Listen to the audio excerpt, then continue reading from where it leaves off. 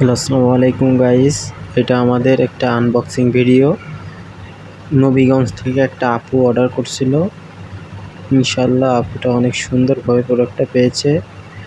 আমরা সারা বাংলাদেশে ডেলিভারি করে থাকি কুরিয়ার এবং ট্রান্সপোর্টের মাধ্যমে এবং হোম ডেলিভারি।